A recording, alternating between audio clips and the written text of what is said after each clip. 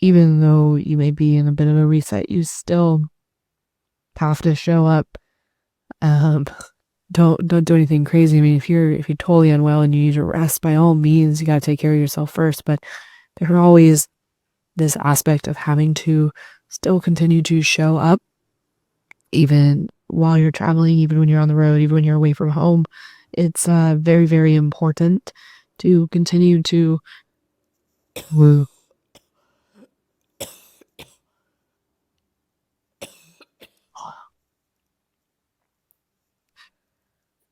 show up and move the needle forward, even if you're not able to give your 100% that day that you would normally give. Whenever you're able to give that day, if you give that, that is your 100%.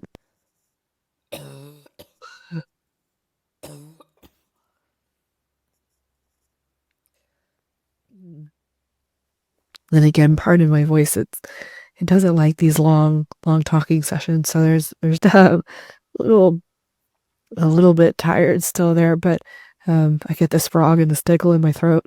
I guess that's what I get for being away, and dancing and yelling over speakers. Um, oh gosh. But all that to be said, um, you gotta show up, and sometimes it's hard. Sometimes you don't want to get out of bed, or at least I know there are days where I go, gosh, I'd rather just lay here. So comfy, I'm so cozy, just kind of happy state, but that doesn't move the needle forward. That doesn't help me to find my next role. It doesn't help me to get my study, my homework done. It doesn't help me to move the needle forward in my own endeavors. So yeah, it's as fun as it is sometimes to be away and say, hey, I'm going to move that needle forward in a different location from, say, my living room. There's still that balance and that juggle that you have. So I don't know. Some people always say that there's a joy in being away, there's a clarity in being away, and I think there are times when that is true. But I also think that when you're going through one of these life, kind of resets moments, life comes with you, maybe a little bit more than you want it to, and it's just part of the deal you make with yourself. We all make these choices, we all choose the life we want, and you got to move forward with it. You can't complain about it if it's the life that you want, the life that you're chasing, the dreams that you're chasing.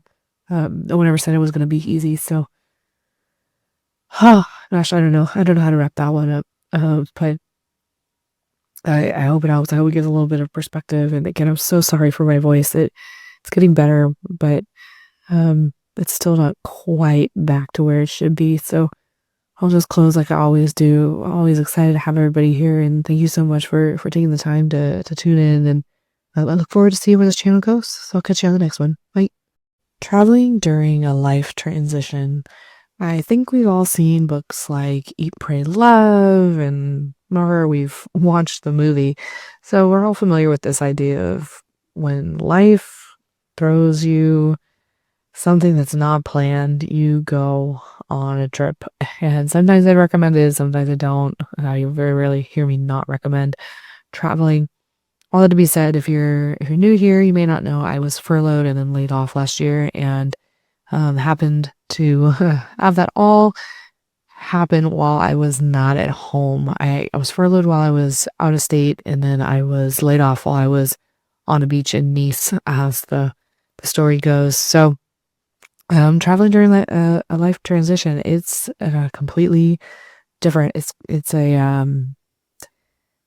I don't even know how to describe it, so we're just going to riff on this here because I didn't really give this much thought before I started. So this will be kind of fun. It's a totally different feeling. It's not like when you get to be off and away from work and disconnected, and your worries maybe are a little bit less because theoretically you're on paid time off, so you're still getting income. You still have a job when you go home. You still have your benefits. If you're in the United States, you know how important it is to have your health care paid for by your company. So it's a lot less stressful. I think you get to enjoy and be in the moment a little bit more than when you're traveling during a life transition.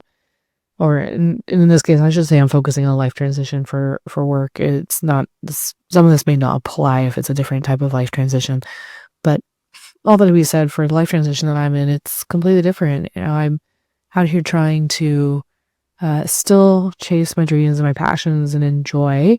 It looks a little bit different than it used to. I definitely have to budget differently. There are things that I would love to do or love to spend some money on that I either decide not to or I second guess because finances are a thing. They're very important. I am not one of those people that likes to go into debt just for the heck of it and go, it's all gonna work itself out and I'll pay it off later. That's not who I am. I'm very, very conscious of my bills. So um all this to say it's a little bit different. It's kind of I've got stuff hanging over my head constantly. I don't feel like I get to totally disconnect. For me, there's things I've been juggling throughout all of this, like dealing with unemployment and which is it's doable. It's all very doable. Thank goodness we're so connected these days. But being away from home and dealing with those things can be a little bit of a challenge. It's one of those things where you go, I'm gonna figure it out. It's maybe not as comfortable as sitting down at your desk at home and opening your laptop or knowing that the internet's gonna work. Um, it's just a little bit more of an added stress that kind of hangs over your head. It's in the back of your mind that things may go wrong and not work out quite how you anticipated them going. So there's always that. There's also in my case, I am back in school studying for my project management certification, which has been super fun, super exciting. But again, it's one of those things that if I'm away from the house, still studying for this, I'm out of my comfort zone. I'm out of my usual setup, and it can be a bit of a challenge at times. It really tries your patience, and it's it's just a lot. And of course, depending on where you are, what you're doing, there's always the potential for time changes, and that also can throw a wrench into your plans.